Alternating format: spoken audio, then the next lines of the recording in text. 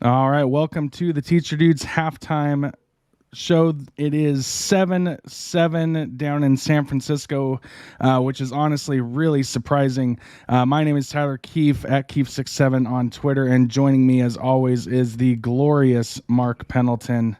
And Mark, before we get to the Seahawks game, I am going to show you, quite frankly, what could be the worst roughing the passer call in history. All right, let me see this.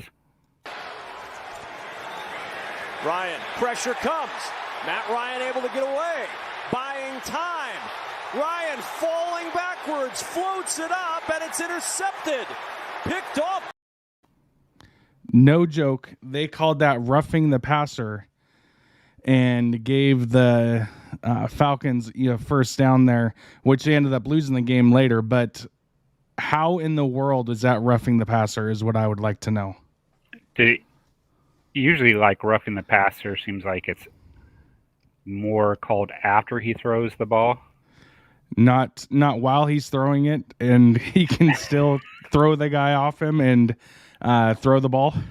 Yeah, apparently.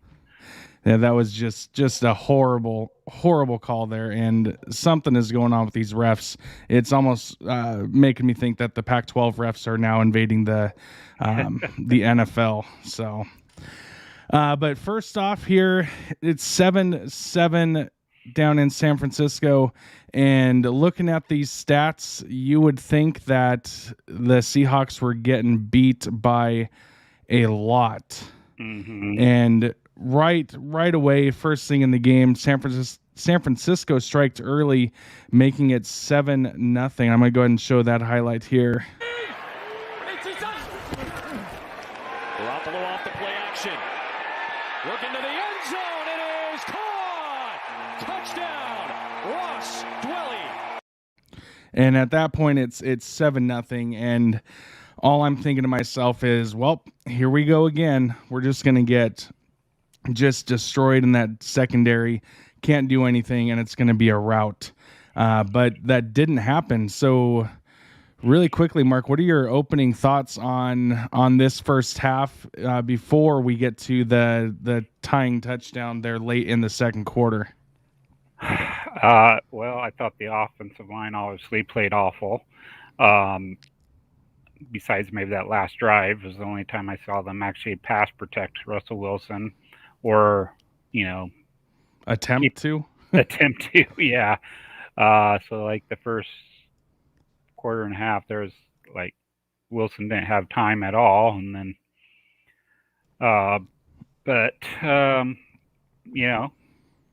this is it was a good defensive line, and we were out one of our starting tackles, but still, you'd like to see a little bit more.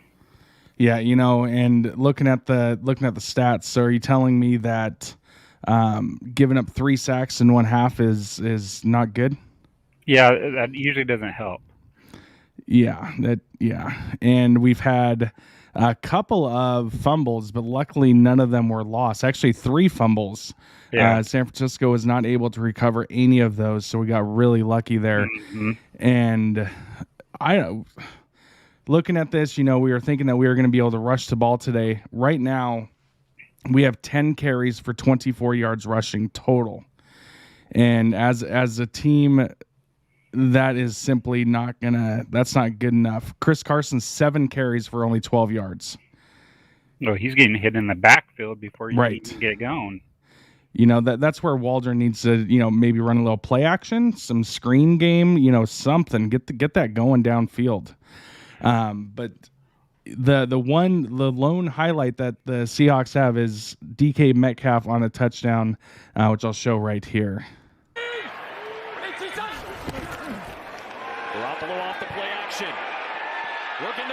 That's not no, DK. Wrong one. The same highlight got uploaded twice in the system. I'll see if I can get that fixed as we go. But looking other places in Seattle currently right now, the Mariners are, taking it down to game 161 162, but it's looking like they're not going to make it past that, as they are currently down top of the sixth, 7-2 against the Angels. And last night was a fun game, but just couldn't get it going today, as the Angels jumped out to a quick lead, and Mariners haven't been able to do much since, which is kind of sad, but it was exciting to see, a little bit more life at T-Mobile Park for the first time in quite a while. Wow. It looks like I do have that other, hopefully the right clip here, so let's see if it's the right one. 5-man pressure. Wilson has Metcalf.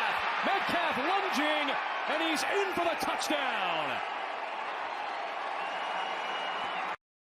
All right, and got that in. Now, looking at second or further review, it looked like it could have been close. Could have been short, but they went ahead and gave it to him anyway. I didn't think there was going to be enough to overturn that, but that's where we stand right now. It's 7-7 in San Francisco, and things, if the Seahawks can come out in this second half and totally actually sustain some drives, I think we're going to have a chance. But right now, they are last in the league in time of possession. And so far, they've only had the ball for 12 minutes and 34 seconds. So what are your thoughts going into the second half before we take a look around the NFL scoreboard? Well, it could be like the Oregon State team who only throws 48 yards on UW and still wins.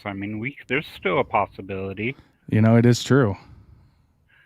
So maybe that's what's going to happen. It's going to be a low-scoring game, and it's going to be an ugly game. And if our defense can hold them down, and they've done a lot better since that first drive, especially in the secondary, they've been a little bit closer. They've got, they've been sticking on their guys, I think, a little bit better. But Sidney King, he's starting first playing action with us. He's starting. He's not actually doing that bad out there. Are you telling me you don't even know your own UW player? Oh, not Sidney King, Sidney Jones. My brain is 14 different places because I got the Mariners on this screen here, and yeah. He got beat on that first touchdown, but he was there. He's kind of a smaller back corner, and they just had a bigger guy, just outmuscle him for that. But he seems to be a lot better at covering the crossing routes than Flowers, because that's where Flowers always got beat, is these little crossing routes. He just was not quick enough. Well, and I want to go back to the text that we were sharing last night. I said the keys to a Seahawks victory today was don't have Trey Flowers on the team. Remember, the game is not over at halftime, and then score more than the 49ers. All three of those are still valid. Yeah. And you came back with let the ball boy run the defense instead of Norton, which, again, is pretty valid. And then second one, let Diggs play without a head so he can't be called for helmet-to-helmet hits anymore. But funny enough on that, he was the one to get the Seahawks' first interception of the season today. He did. So, and that was almost the change of momentum that they needed going forward in this. But looking around the NFL, let's look at the early games. We already mentioned this earlier, but the Washington football team wins 34-30 over Atlanta. The Texans go to Buffalo and get absolutely destroyed, 40-0. The Lions losing to the Bears 24-14 in our Sue Laws shout out of the week. The Cowboys took care of business against the Panthers 36-28. Colts went down to Miami and won 27-17. Browns over the Vikings 14-7, and this was the Vikings team that absolutely obliterated us last week. Oh, I know. And they can only score 7 points at home against the Browns, so take that for what you will. The Chiefs over the Eagles 42-30, and then both New York teams get their first wins of the season so they can get their participant trophy awards. The Giants over the Saints 27-21, the Jets over the Titans 27-24 in overtime. And we lost to the Titans. Yeah.